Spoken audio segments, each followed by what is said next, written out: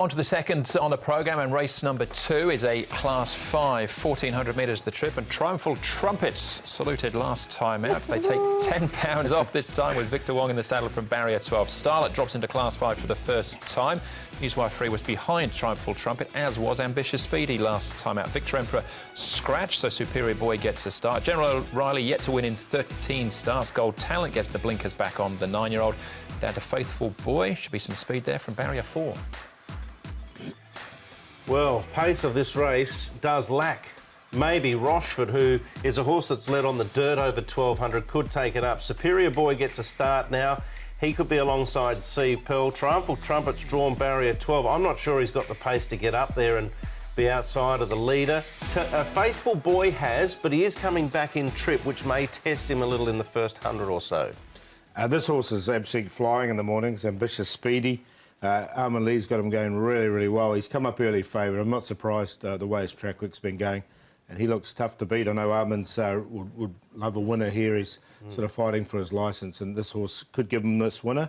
Telecom Titan, I still think he's better on the all-weather, but his work's been very good and he's in good form at the moment. I'd like to see him back on that surface, but he's running well on the turf as well. He did run nicely last start. All right, OK. Well, let's start off with the winning form of Triumphal Trumpet, breaking through for the first time last time out. Newswire Free and behind, and Ambitious Speedy. This was 1,400 metres. Stays in the class, but with Wong taking £10 off, he looks well in there. You've taken the mantle as the King Bugler, Andrew, after you selected him the day he won. I think we all had him in the tips. You had him on top.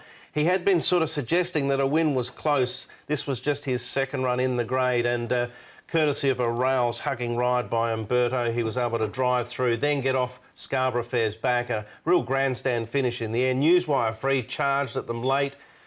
He's been a horse that's been difficult to follow, which is why he's in Class 5. He'll go into the tips for me. I think Triumphal Trumpet, the weight off his back helps, but the gate's hard. Yeah, I haven't got him in for that reason. But I do like Ambitious Speedy. You can see him, he was wide the whole way in that race. He should get a lot better run this time.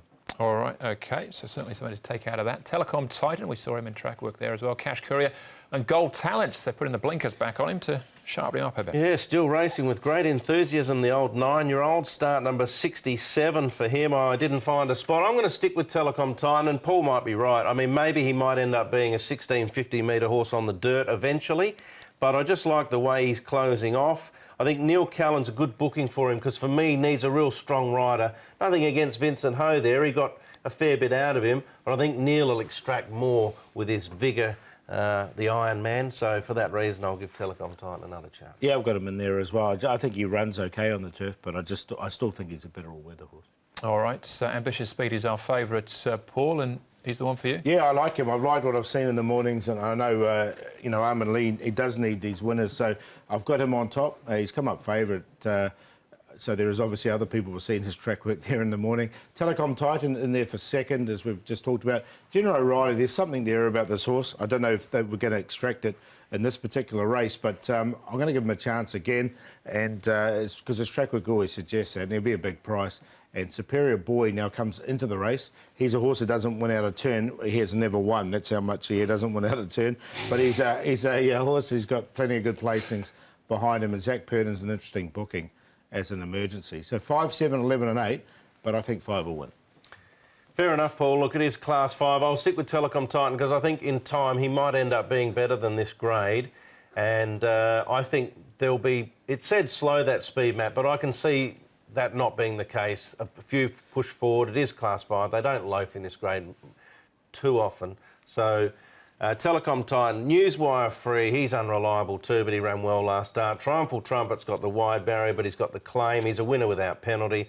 Superior Boy gets the start, which allows Zach Purton to level up with Joe on the amount of rides they have for the day, 10 apiece. So 7, 3, 1, 8. It's Class 5, not easy. Yeah, Zach goes into the day 5 in front, though. Class 5, we've all got different horses on top. I can give Starlet a chance, dropping into the class for the first time. Big races coming up. Races number 7 and race number 3 as well. That is the Premier Plate. Tony Cruz has 3 exultants. Gold Mount, of course, a winner at Royal Ascot. We've been showing that meeting all week. He won last year. And Romantic's Touch. Joe Moreira will jump on board.